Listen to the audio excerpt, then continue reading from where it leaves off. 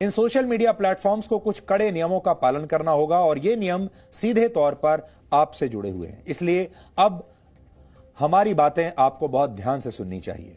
Social media पर लोगों की शिकायतों को सुनने के लिए जो तंत्र बनाया जाएगा उसमें एक चीफ कंप्लायंस ऑफिसर की नियुक्ति करनी होगी, जो यह सुनिश्चित करेगा कि लोगों की शिकायतों पर कानून के तहत ही कदम उठाए जाएं और ये ऑफिसर भारत में रहकर ही काम कर सकेगा।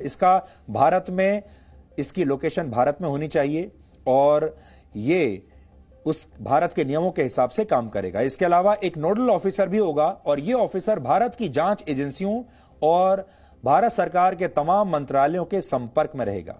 एक ग्रीवेंस ऑफिसर भी होगा जो सरकार और शिकायत करने वाले लोगों के प्रति जवाबदेह होगा और इस ऑफिसर की जिम्मेदारी होगी कि तय समय में शिकायत पर कार्रवाई हो और यह शिकायत फेक न्यूज को लेकर होगी, मॉर्फ्ड फोटोज को लेकर होगी, वीडियोज और न्यूडिटी को लेकर होगी, जिस पर अभी तक कोई सुनवाई नहीं होती थी।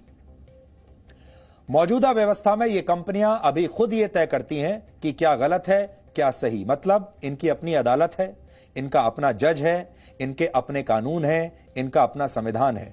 ये किसी देश के संविधान को नहीं मानते, किसी देश की अदालत को नहीं मानते, किसी देश के कानून को नहीं मानते। ये खुद तय कर लेते हैं कि जब लाल किले पर जिस दिन हिंसा हुई थी उस दिन कौन से ट्वीट सही हैं, कौन से गलत हैं। ये खुद तय कर लेते हैं कि कौन सी पोस्ट को हटाना है, किस ट्विटर हैंडल को ब्लॉक करना है और किसे ब्लॉक नहीं करना है। इनकी खुद की अदालत चलती थी, लेकिन अब ऐसा नहीं होगा क्योंकि सरकार ने इस बात का पूरा ध्यान रखा है कि लोगों की शिकायतों को सुना जाए और उन पर ठोस कदम उठाए जाएं। आपने अभी तक देखा होगा कि तमाम जो बड़ी बड़ी कंपनियां हैं ये हमेशा आपके सामने डबल स्टैंडर्ड्स पेश करती हैं। यानी अगर जैसे उदाहरण के लिए अमेरिका के कैपिटल हिल पर अगर हिंसा हुई है वहां इनके मापदंड अलग होंगे और अगर लाल किले पर हिंसा हुई है तो इनके मापदंड अलग होंगे। और क्योंकि ये किसी देश के कानून को मानते नहीं, इनका अपना कानून है, इसलिए वो उनकी सरकारों की बात भी मानते नहीं थे।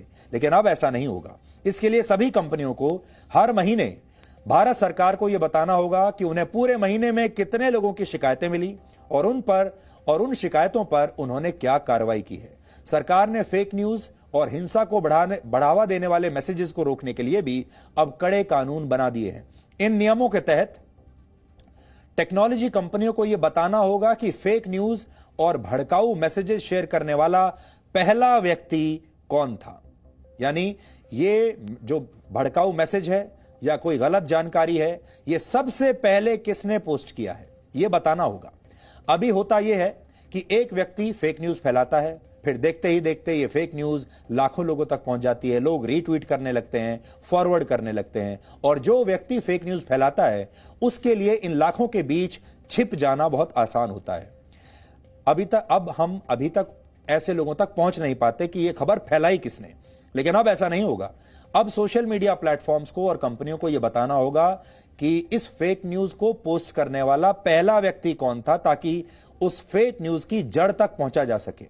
हमें लगता है कि सरकार के इस नियम से अब बहुत सारे लोगों की दुकानें बंद हो जाएंगी। यह बड़ी खुशी की बात है। जब सोशल मीडिया प्लेटफॉर्म से सरकार को ऐसे लोगों की जानकारी मिलेगी तो इन लोगों पर राष्ट्रीय एकता और अखंडता पर हमला करने के लिए कानूनी कार्रवाई होगी और ऐसे मामलों में 5 साल या उससे ज्यादा जेल की सजा का भी प्रावधान है। फेक न्यूज के अलावा फेक अकाउंट्स को लेकर भी सरकार ने एक बहुत ही क्रांतिकारी नियम बनाया है। इसके तहत टेक कंपनियों को अपने यूजर से जुड़ी जानकारी को सबसे पहले वेरीफाई करना होगा। अभी तक आपने देखा होगा बहुत सारे लोग ऐसे होते हैं, एक ही आदमी एक ही प्लेटफॉर्म पर 10-10, 20-20, 50-50 अकाउंट्स चला रहा है। मार्केटिंग एजेंसियां हैं जो फेक अकाउंट्स ऑपरेट करती हैं, पैसा लेती हैं और वो फिर कुछ भी ट्रेंड करा देती हैं। उनका धंधा ही है, वो आपसे पैसा लेंगी और आप जो भी हैशटैग देना चाहें, जो भी आप मैसेज देना चाहें, उसे वो ट्रेंड करा देती हैं, क्योंकि उनके पास बहुत सारे फेक अकाउंट्स होते हैं जिनकी संख्या हजारों में होती है। अभी कई बार ऐसा भी होता है कि किसान आंदोलन भारत में चल रहा है, लेकिन उसे लेकर ट्वीट पाकिस्तान से हो रहे हैं, सोशल मीडिया पर पोस्ट पाकिस्तान से किए जा रहे हैं, कहीं और से बैठकर किए जा रहे हैं और यह सब पैसा देकर कोई करवा रहा है। अब ऐसा नहीं होगा, क्योंकि जैसे ही वो अकाउंट उसे पोस्ट करेगा पता चल जाएगा कि यह अकाउंट कहां पर है। यानी अब कोई भी व्यक्ति किसी के भी नाम पर अकाउंट नहीं बना पाएगा। यही नहीं, इससे सरकार को यह भी पता चल पाएगा कि भारत के खिलाफ भड़काऊ मैसेजेस और पोस्ट लिखने वाला व्यक्ति कहां से ऑपरेट कर रहा है? भारत से ऑपरेट कर रहा है, पाकिस्तान से कर रहा है, चीन से कर रहा है, कनाडा से कर रहा है। अब आप तुरंत बता पाएंगे कि ये ट्वीट या ये पोस्ट कहां से आया है, और उसके बाद सबसे पहले जिसने वो पोस्ट किया होगा वो व्यक्ति फंस जाएगा। अभी यह होता था कि पाकिस्तान या किसी और देश में बैठा व्यक्ति किसी भी भारतीय नाम से, उदाहरण के लिए उसने अपना नाम मोहन रख लिया, नितिन रख लिया, कमल रख लिया, कुछ भी नाम रख लिया भारत का, वो भारत का नागरिक नहीं है, लेकिन उसने भारतीय नागरिक जैसा कोई नाम रख लिया, फेक अकाउंट बना लिया, और ऐसे फेक नामों से फेसबुक या ट्विटर पर ये लोग अकाउंट बनाते थे और फिर भारत के खिलाफ आपत्तिजनक बातें लिखते थे। ऐसी स्थिति में कई लोगों को यह लगता है कि भारत के लोग ही शायद भारत को बुरा भला कह रहे हैं, जबकि ये लोग भारत के ना तो हैं, ना भारत में रहते हैं, ना इनके नाम सही हैं। इसी को रोकने के लिए सरकार ने यह नया नियम बनाया है, और इस नियम के तहत यूजर्स चाहें तो अपना खुद से वेरिफिकेशन भी करा सकते हैं। अगर टेक्नोलॉजी कंपनियां आपकी कोई पोस्ट डिलीट करती हैं या आपका अकाउंट सस्पेंड करती हैं, तो सरकार ने अब ऐसी व्यवस्था कर दी है कि इन कंपनियों को ऐसा करने के पीछे की एक ठोस वजह आपको बतानी पड़ेगी। अब ऐसा नहीं होगा कि इनका अनकंट्रोल्ड, खुलेआम इनका राज चल रहा है और आप इनकी प्रजा की तरह बन जाएंगे कि आप इनके राज्य में एक प्रजा हैं और ये अपने कानून और अपनी अदालत के तहत आपको जब चाहे ब्लॉक कर देंगे। अब ऐसा नहीं हो पाएगा। आप खुद से भी इन कंपनियों से ऐसी कार्रवाई करने के पीछे की वजह पूछ सकते हैं, यह आपका अधिकार होगा।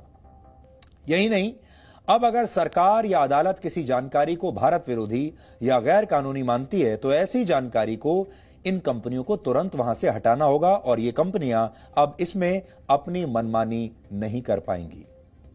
सरकार ने आज डिजिटल मीडिया और ओटीटी प्लेटफॉर्म्स को लेकर भी नए दिशा निर्देश जारी किए हैं। अब आप इन्हें भी 5 पॉइंट्स में समझ लीजिए। पहला पॉइंट, अब डिजिटल मीडिया पर कुछ भी लिखने और झूठी खबरें फैलाने की छूट किसी को नहीं होगी। जिस तरह टीवी चैनलों को केबल नेटवर्क एक्ट का पालन करना होता है, जैसे हम लोग हैं, हम केबल नेटवर्क एक्ट का पालन करते हैं, हम कोई भी अनवेरिफाइड जानकारी आप तक नहीं पहुंचा सकते, और हमें अपनी भाषा पर संयम रखना होता है, और बहुत तरह की चीजें होती हैं जिन पर हम बहुत संयम के साथ हम तय करते हैं। बहुत सारी चीजें ऐसी होती हैं जिनको हम सेंसर करते हैं, बहुत सारे तस्वीरें ऐसी होती हैं जो हम जानते हैं कि वो आपको नहीं दिखानी चाहिए। हिंसा की बहुत सारी तस्वीरें होती हैं जिन्हें हम सेंसर कर देते हैं। आपको याद होगा जब अमेरिका में जब 9/11 का हमला हुआ था, तो वहां के मीडिया ने किसी भी डेड बॉडी को नहीं दिखाया था, खून को नहीं दिखाया था, हिंसा को नहीं दिखाया था। जो वहां पर जिस तरह का माहौल था उसे उन्होंने बिल्कुल नहीं दिखाया था। Presenting B News app, available on Google Play and App Store. Download it now.